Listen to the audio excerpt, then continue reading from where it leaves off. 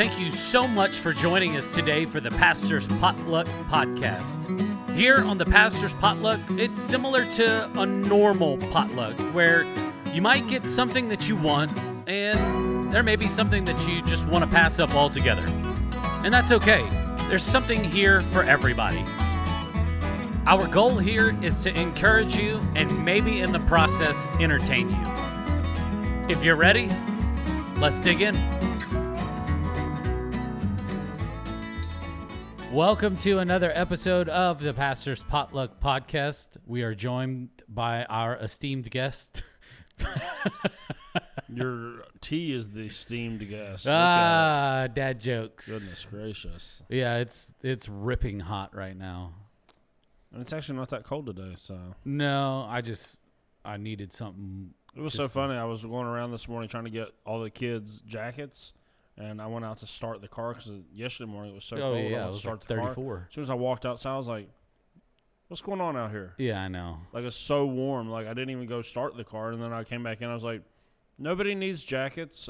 It's, like, really warm. I actually got the AC going, so it'll be nice and cool. Yeah, I'm like, what is going on right now? Because yesterday morning was, like, all the windows were, like, frosted. And it was freezing cold. Yeah. And then we come into the office. I worked in Cheryl and Megan's office because they have a space heater since neither one of them was here. Because it was so cold. And then this morning it's like, no, it's going to be warm today. Okay, yeah, cool. It's going to be a high of like 70. And then How about that? all week it's going to fluctuate back and forth. So it's like you have to channel your inner old man and look at the weather and see what's happening and all that other stuff. I don't want to do that. Do you still get excited whenever it's like super cold outside? Just because I tend to freak out with cold weather. No, I hate cold weather. The novelty of you freaking out about it is worn off, and I'm just back to my normal. I do not like cold weather at all. Yeah, I can't. I want to wear shorts and slides like every day of my life. Yeah, and I still wear my slides. You just in have winter. socks on. I have socks on and jeans the last 2 days, but I'm still gonna wear my slides. But I would prefer to just have like my summer garb. I like summer. I do too. I like hot weather. Well, what I like about summer is that whatever I'm wearing and I need to go do something outside, it's good for it. Yeah, it's fine. I don't have to go I don't have to go put on like thermals and then put on jeans and then like, an undershirt and then a shirt and then like a jacket. And then like I'm winter wearing this coat. hoodie today. I don't want to be wearing this hoodie. I want to wear something fun, but it's hoodie and socks and all that. I hate being cold. Absolutely hate being cold. Well, it's just once I get cold, it takes me forever to warm up. Yeah, like 6 months. That's how I am. Like I'm not gonna be like warm again until April. Yeah. Probably more like May. Because even when it starts to warm up just a little bit, I think I'm just now figuring this out. I'm a summer person. Yeah. Like I really like summer. Like July, August, those are my months. You're like a lizard. Like you need like a heat rock and like a heat lamp to like get going in the morning. Yeah, I've really never thought about living somewhere other than West Virginia, but perhaps like later on in life, I was made for warmer weather. Well, now you know why a whole bunch of old people go to Florida. Yeah. Doesn't sound half bad. But it still gets until you colder, realize right? it's Florida. Yeah. Still gets like kind of cold in the northern parts of Florida at different times, though, I think. Yeah, but not much. I'd have to go really, really far south. I'd never move to Florida. Maybe I was made for Central South America, something like that, where it's always hot. I don't know. No, they don't have tacos. They don't have Taco Bell there, I should say. That's okay. And everything is corn tortillas. Nah, I'm not down with that. Yeah. I'm gonna tell you right now. I think the devil came up with corn tortillas. I like corn tortillas. Oh man, what are we doing? Which it's so weird to me that I mean, you know how much I dislike corn tortillas. Yeah. But yet I will eat like tortilla chips, which are corn tortillas. Yeah. I don't get it at all. But you give me a soft corn tortilla, like on an enchilada or something, I will send it right back. It is so vile to me. Like, that taste hits you right in the back of the throat.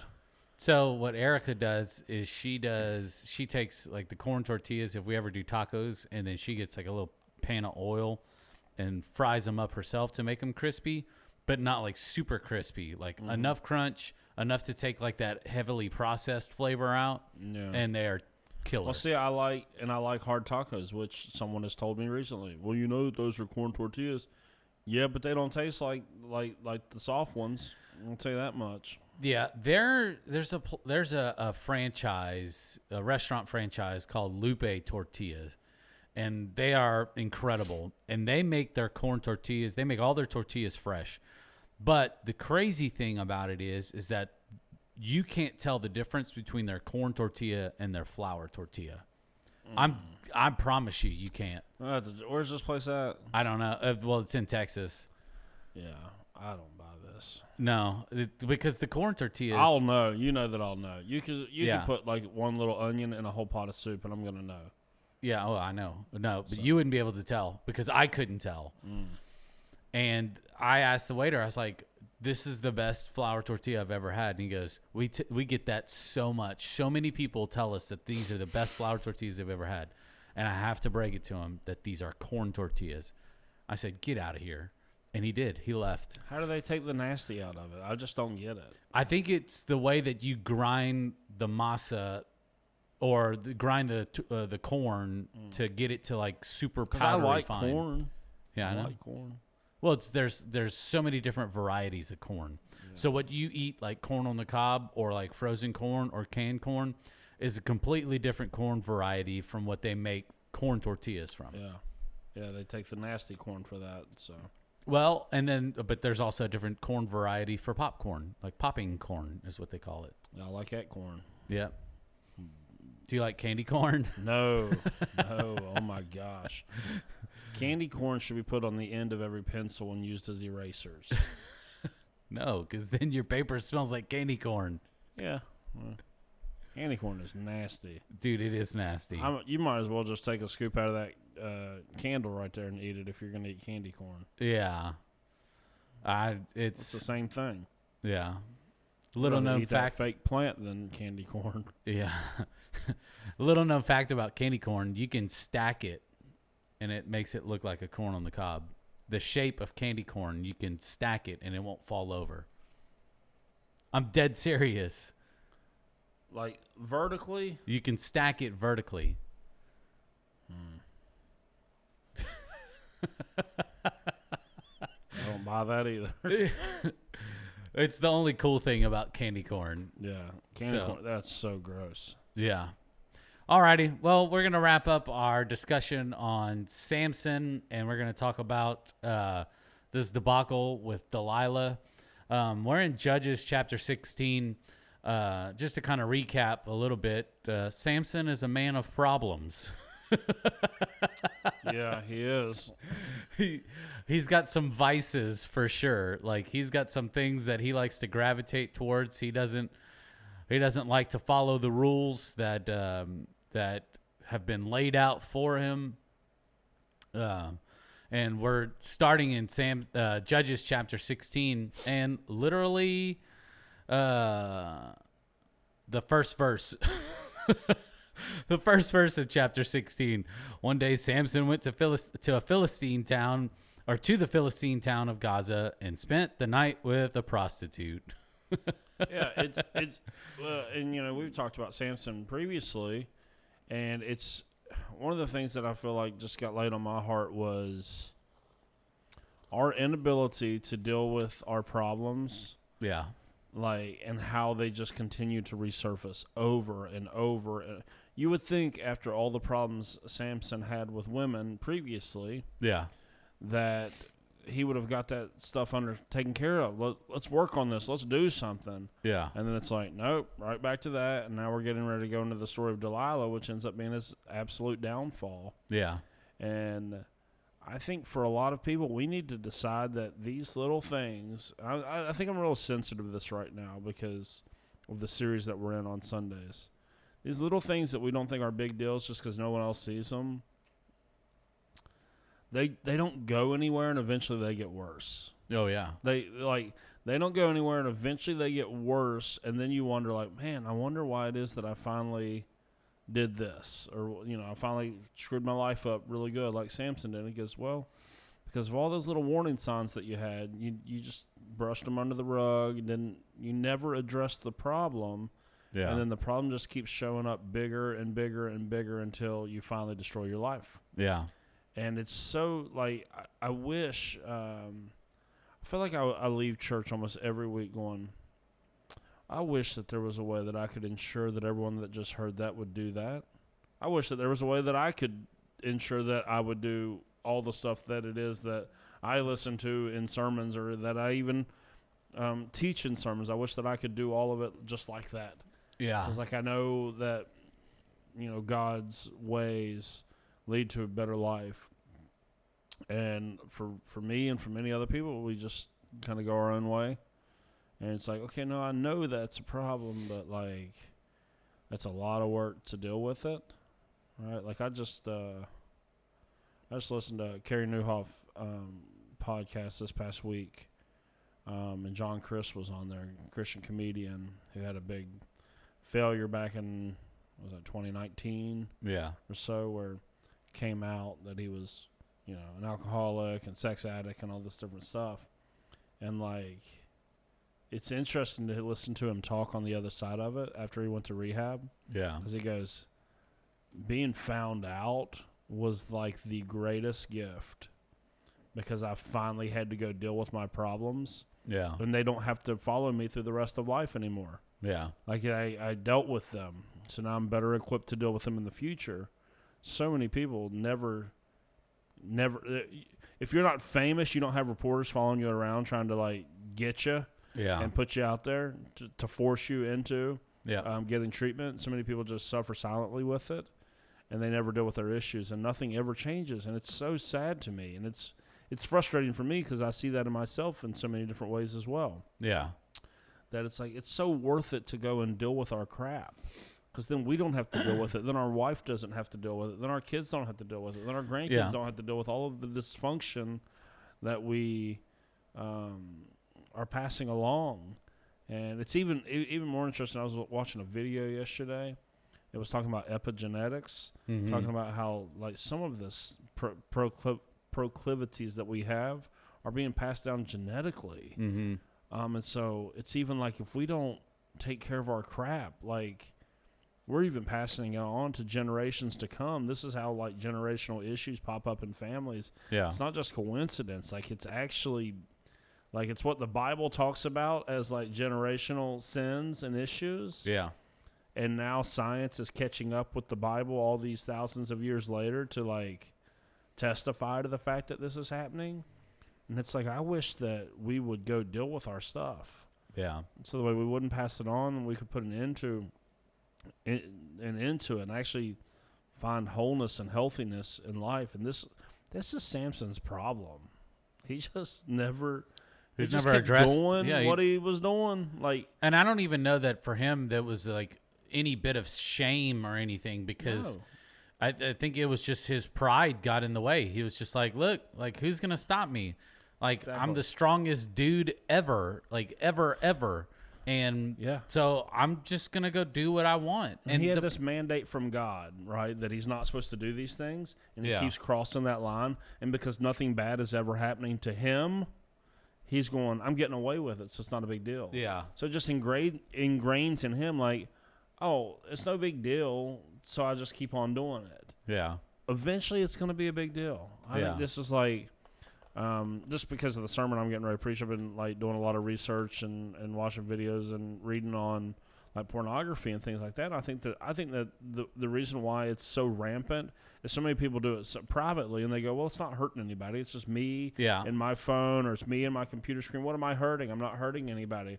Well, and eventually you get away with it for so long thinking that it doesn't hurt anybody, and then boom, your spouse finds out about it, and it ruins your marriage. Yeah. And you go, I mean, it felt like you were getting away with it, didn't it? But then there's always that day that's coming. Like, this is what Paul writes about in Galatians chapter 6.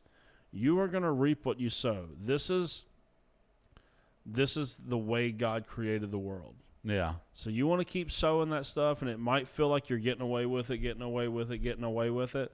There is a day of reckoning coming. And I don't know why humanity is so, like, lazy in dealing with our issues before that day of reckoning comes. Yeah. Like, how about before you do it, make a decision that makes your kids never talk to you again, you go deal with your crap. Yeah. How about before you land yourself in prison, you go deal with your crap? Yeah. How about before you're on your 5th marriage, you go deal with your crap? Yeah. How about before you're in rehab, for substance abuse because you couldn't, like, how about we deal with our crap? This was Samson's problem, man. All the warning signs are there, but because of his own autonomy and his own power, nobody could say nothing to him. Yeah. And so nobody could go up to, like, Samson was in bad need of a friend and an accountability partner.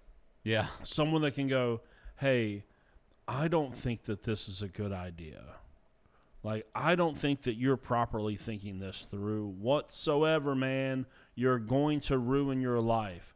Yeah. But then in Samson's mind, I guarantee he's sitting there thinking, well, look at all this stuff I've done. Yeah. Look at all this stuff. I've done it and gotten away with it. Like, I'm supposed to be in this thing with God, and God ain't doing nothing to me, so what's the big deal? Yeah, I killed all these people with the jawbone of a donkey. I went to that other town and ripped the gates off the hinges. Like, what are you talking about? Just out there killing people. I was listening to this guy yesterday, and he was telling me, like, this is a biblical principle that some people, it's very hard for us to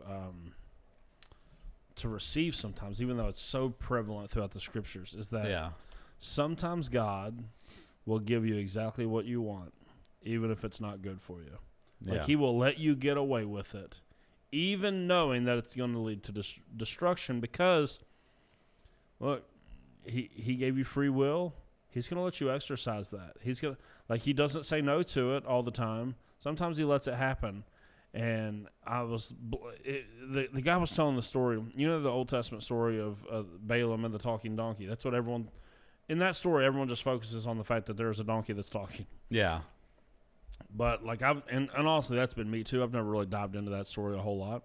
And it was so interesting to me that when he's going through this story of how King Balak comes to Balaam to ask him to come with him to curse Israel. And he goes, well, let me go ask God about it. And when he goes and asks God about it, God says, no, don't go whatsoever. And Balaam clearly doesn't like the answer, but he says, yeah, no. And so they leave. They come back a second time. And this time Balaam goes, well, let me go ask again. Right? Why is he going to ask again? He already knew the answer. Why? Because Balaam wanted to go. Balaam wanted to do it. He was being constrained by the word of the Lord, but his desire was to go and do it. This is what's becoming really clear to me in my life. Even the desire to do what's wrong, like being present, that's an issue. Yeah. Like, Balaam didn't want to go because the Lord said no, but if the Lord hadn't said no, man, that would have been his desire and delight to go and to do something that he knows is wrong. Right? And so, like, he comes back, he goes, oh, why don't you stay the night this time? Let me go ask the Lord. And the Lord says no initially, and then changes, like, it's almost like he changes direction and goes, no, it's okay, go with him, but only do what I say to do. It's like, well, wait a second, God, didn't you say not to go? He's like, yeah, but you're going to learn a lesson here. You're going to learn a lesson here. I'm going to give you exactly what you want, and you're going to see what a disaster it ends up being. The same thing happened with Israel. No matter how many times God, through Samuel, tells the Israelites, you do not want a king, this is going to go poorly. If you take a king, they're going to enslave, like, they're going to take the best men to fight in wars. They're going to tax you, yada, yada. All of this. He tells them, you don't want a king. You don't want a king. No, we want a king. And God goes, okay, you can have a king. Yeah. And then just go read the book of Samuel and First and Second Samuel and First and Second Kings and Chronicles. You go, that did not go well. Yeah. Sometimes there was a good king. Sometimes you were at the mercy of really, really bad people that led you into wars that you didn't need to be a part of. They led you into exile. All of this stuff, like they led you into further and further idolatry. All the while, God's going, I told y'all don't want that. But sometimes I have to give you exactly what you want. Or asking for. So the way you can realize. Yeah. That, man, and this is Samson over and over just keeps getting exactly what he wants. Yeah. And he's not yet paid the price, but he's going to in this story of Delilah finally. Yeah. He's finally going to get exactly because he thinks this is a game. When I read that the 3 different times that Delilah goes to him, like you can tell he thinks that it's a game. Oh yeah, he's like, tie me up with 7 ropes and just like he's making sport over. Get like the Chinese finger handcuffs. Like it was like whatever he could think of. He was just like, let's see if they could do it. Yeah, the one where he's like, if you will braid my hair into the loom. Yeah. You go, okay, wait a second. Let's just think about this, Delilah. Let me talk to Delilah for a second because she's acting like an idiot as well. Do you really think God goes, yes, here's Samson's weakness. You have to take his hair and braid it into a loom. Yeah, you have to make some sheets out of it. It's nonsense. Why she should see that he's messing with her, but he's not taking any of this seriously whatsoever because he doesn't think God is ever going to abandon him because he hasn't done it before. Yeah. But listen, you want to keep being disobedient to God, that day is coming. And on the 3rd time, when he goes, all right, I'll actually tell her the secret because I still don't think anything's going to happen. Yeah. Boom. That's your life. Yeah. Like, that's your life. Like, how many times, I know both of us have a similar background, so we probably know people, or maybe I wasn't in this situation, but I easily could have been. How many people got away with drinking and driving? Literally hundreds, maybe thousands of times. Me. And then that one day comes that you land yourself behind prison bars for 24 hours. I knew that day was going to come. Yeah. And that's one of the reasons I was like, goodness gracious. I got a wife. We only had 2 kids at the time. And it was like what am I doing? It's like you get away with it, though, so much. You build up this confidence that, like, man, I'll drive across the country like this.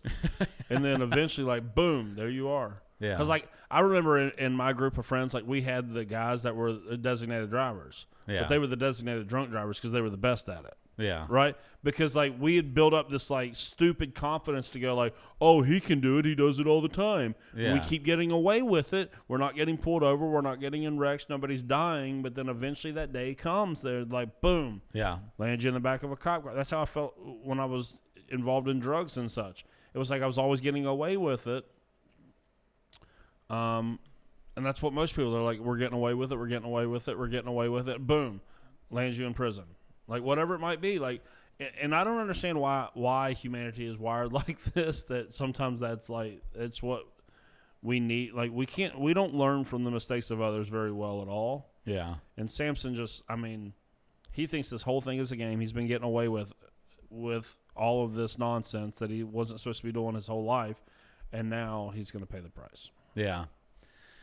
Yeah, and one of the things that I find, I mean, we talked a little bit about this before we hit the record button, is it's obvious that we all see the things that Samson was going through.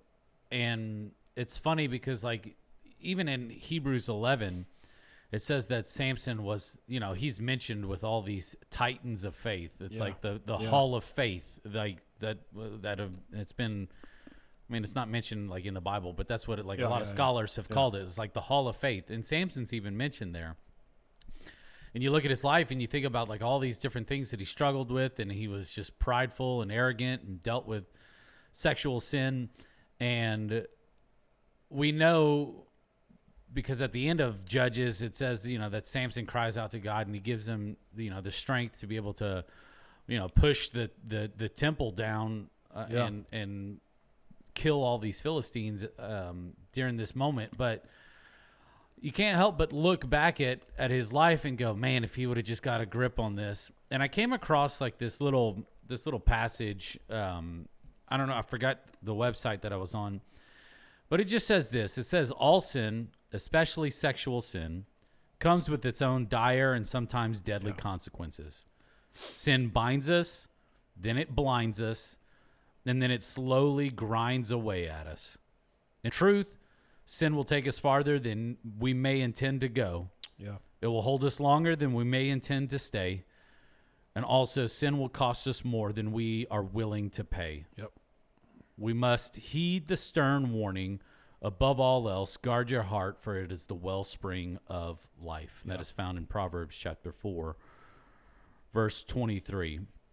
Despite all of his weaknesses, despite everything that plagued his life,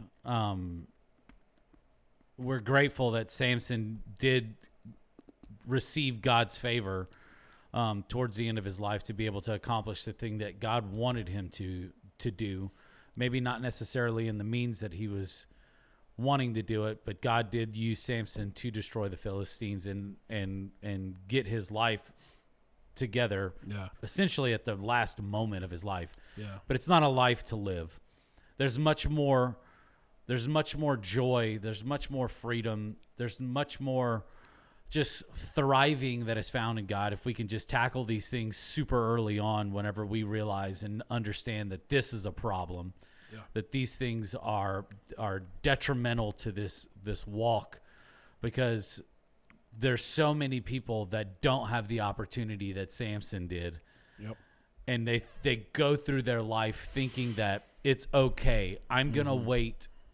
I'm going to wait until I'm on my deathbed and I'm surrounded by my friends and family, and it's going to be this joyous,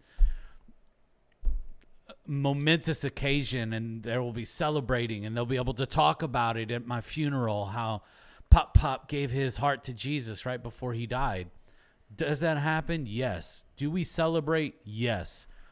But there's so many times that people just It's a dangerous proposition. Yeah, it's so dangerous, because why not experience all the things that God has for you right now?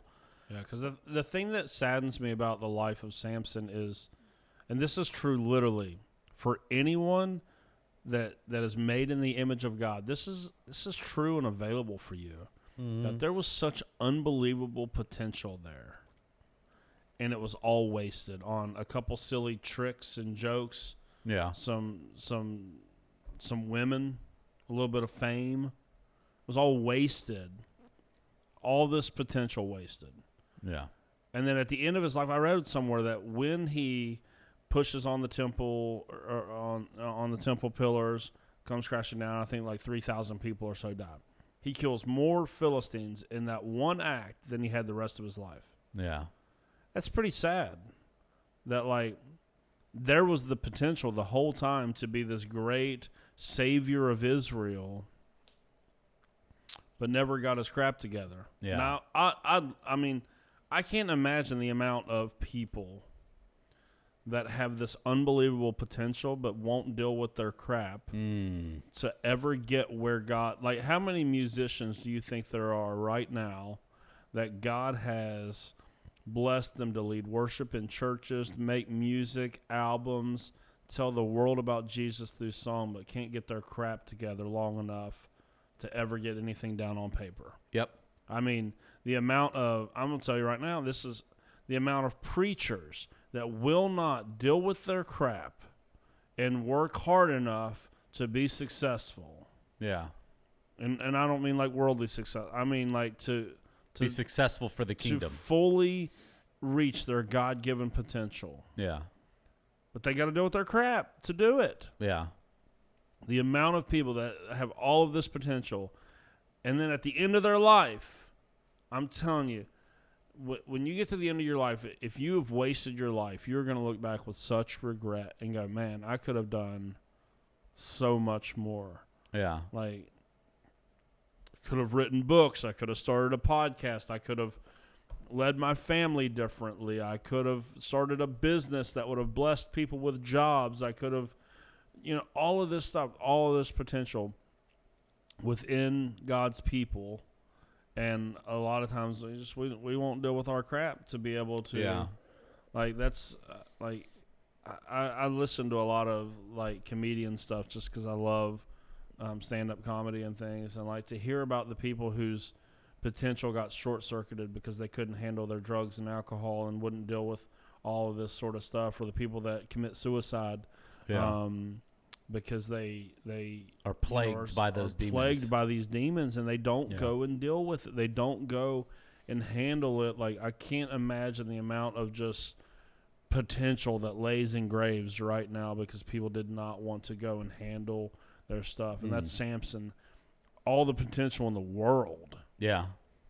Just wastes it on women and silly tricks and all of this, his whole, like, life. Like, it's such a sad story, and I'm hoping that somebody listening to this realizes, like, if you're living your life on the Samson path, like, you're getting away with it right now, man. Yeah, you're getting away with that affair right now. You're getting away with that pornography addiction right now. You're getting, like, listen, it's time to change. It's time to deal with your crap and make a change before everything comes crashing down. Yeah. It's time to make a change. Now, the best part about Samson's story is, like what you mentioned, is it does somewhat have a happy ending. Like, from what we can tell, Samson turned towards God at the end of his life. He asked him, hey, remember me just one more time, which, as far as I'm concerned, that's good enough of a, hey, God, I think that Samson is realizing what he did, finally. Yeah. It comes at the end of his life, which is unfortunate because he wasted it. But here's what I do love, is that when he called back out to God, God didn't go, well, you remember all the nonsense that you were involved in? You remember all the problems you caused me, all the headaches you caused me? Because, like, honestly, that's, sometimes if somebody had messed with us and let us down the way that Samson let God down, some of us, if they called for our help, we'd be like, I'm sorry, man. I'm just out of chances for you. I'm just out of grace for you. I am out of patience for you. But yet, in this moment, God shows all of that, his grace, his patience, his love for Samson. He goes, all right, I'm with you. Let's do this. Yeah, I mean, God is just. Don't get us wrong, and he will play the part of judge if that's the path that we're going down. But I think that he's much more willing to forgive. That's Peter writes about that. He's like, because people get this idea of God that he wants to punish you. He wants to get after you. That's what people think about God and go, oh, no, you got to go see this passage that Peter writes. He goes, like, it is his desire that all would repent. Yeah. Because he wants everyone to experience his forgiveness. This whole judgment thing, this whole, what happens to you when you die, and all like, listen, those are realities. But sometimes, like, Christians get, like, real hopped up on those things. Yeah. And they forget, like, no, listen. Yes, God will mete out judgment on the day of judgment, but his desire is that all would be saved. Yeah. I feel like there's sometimes I run into Christians that, like, they relish the idea of God's judgment on their enemies. And I go, if that's you, you really don't understand God whatsoever. Because I feel like God's judgment is one of those things. Like, it's like whenever I have to discipline my kids, it kills me. I hate it. Yeah. I feel like some Christians think that, like, when God's meting out judgment, he's going to do it with a smile on his face rather than with a broken heart. Yeah. I don't think we have the right idea of God whatsoever. And so in this moment, he's so gracious to Samson and gives him another chance. And it seems like they ended their story on good terms. Yeah. But again, even those stories that end like that, you just look back at all the missed opportunities, all the missed chances, all the things that Samson could have done for God and for the people of God. And all of that was just lost. Yeah. All of that potential just wasted. And so I don't know, I feel very passionate right now to, like, tell somebody, like, if that's you, make a change. Yeah. If that's you, make a change. Like, if you've settled into a job and you're like, oh, it's a good job, whatever. Yeah. But you know that God has made you for more, then deal with your crap. Yeah. Right? Like, deal with your crap and get where God has called you to be, There are people that are counting on you. There are people that need you and need what God has placed inside of you. And it's time to stop just like messing around just because you're getting away with it right now. Yeah. It's time to make a change. Yeah. Good stuff, man. High five. That was fantastic. I hope somebody that might be the listens to first this, high five on the history of the podcast. Has it been over 109 or 10? I'm pretty sure it's the first high five. Wow. If you were given the opportunity to go to space, would you? No. I have no desire for that whatsoever. I'm a feet on the ground type of person, man. I don't even like flying in airplanes. You think I'm going to go up in what's it called, a shuttle, a rocket? Yeah. That honestly, when they come back, you got to land in water? Nah. No thanks. I don't Zero know. desire. I'm kind of indifferent. I'll never have the money You don't know that. pay for that. You don't know that. I'll never, even if I have the money, I'll never spend the money to go to space. Because I don't know what it's cost, but I can imagine it's over $1 million for them people that are going on the Virgin rocket ship ones. With Elon? No, the other guy, Bronson. I don't know. I thought it was like $250,000, but I could be wrong. That's still ridiculous. Yeah, I'm not. But for me, more than anything, I don't want to go to space. Like none of that appeals to me. I mean, we got stuff we got to fix around here. Yeah. Could you imagine? There's a lot of places that I would like to go. Yeah. None of them are out of this world. No. I'll tell you that much. Like, there's a lot of traveling and visiting that I'd like to do just in what we already have before I start, like, putting my life in danger to go around with these billionaires that don't have, like... Yeah. Because I think what the little... remember the Titanic thing that I read was all big on last month or whatever? That was a couple months ago, yeah. But There's the one people that... paid like $250,000 to be on that or Yeah. more.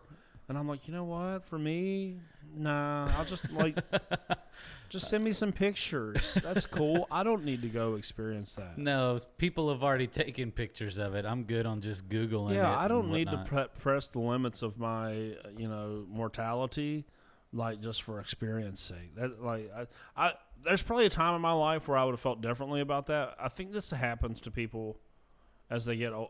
Maybe it doesn't happen. I don't know, because I know midlife crises and all that. But as I get older, the more I go, nah, I'm good. Yeah. Like I don't care about. I'm not. I'd rather go and pay a trip to go eat like fresh pasta in Italy. Yeah, I've never been to Europe. I'd like to go to Europe. That'd be fun. Never been to Australia. That would be like I would want to do all of that before space. Like I would have to do so much that my life wouldn't even. I wouldn't even have enough time. Get bored with Earth before I'd go. Wonder what this whole thing looks like from out there. Like I know there's nothing in me. But you would have the ultimate dad joke. Hey man, how was your trip? It was world. out of this world. Yeah, it's almost worth it to pay that money. Just to have that joke. Yeah, I don't know. But I have no desire. Like space does not interest me whatsoever. Like all these people talking about aliens and stuff over the last. I just don't care. Like it's just none of that. Like I like seeing the pictures from the James Webb telescope. I think that's really cool. Like where they just point it and it's like it just stays in like this one area for like 3 months, just taking all the information. Then they process it and then NASA releases it on their website. I think it's amazing and incredible. Like that's awesome. Do I want to go visit it? Probably not. No, I have no desire whatsoever. I don't even have a desire to do a lot of the stuff that people want to do here. You don't want to go like skydiving or bungee jumping? No. I'm not intrigued by any of this stuff.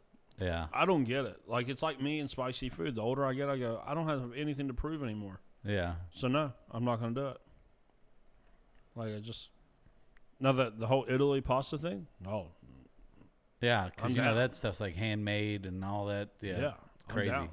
But like things that are like dangerous, I'm like, nah. Even if it's like not actually dangerous, but just has the perception of danger, like you're trying to scare me. No, I'm not doing that. Yeah. I have no interest in any of that whatsoever. Alrighty. I want to keep my feet on the ground. Dude, I don't even really get into the ocean unless I absolutely have to. Like, you don't like to? Do you? I mean, I hate the ocean. Yeah. I mean, you don't even like to go fishing. No. So. I mean, I like going fishing, but I got to have another man there with me to show me what to do. Yeah. You have to bait the hook. You have to take the fish off if I catch something. That's what it means to go fishing with me. Like the other person has to do those things for you. Like Yes. you're not going to touch a fish. No, I don't know how. I don't know how. You like, grab it. Yeah, with I know. your When people, hand. especially like I think it's bluegill that have like the really scaly back or whatever. Yeah. With the things, and if you don't like do it this way to get them down, like they'll poke you. I'm not doing that. No. It's just like petting a cat. I'm not doing that. You just have to pet it one way. It's No, just like a because fish. every time I do, it starts moving around. And no, I just won't Then do you it. squeeze it harder. It's the same thing with baiting a hook. I don't like doing that. Yeah. That hook is going to hit me 9 times out of 10 in the finger somehow because I don't know what I'm doing.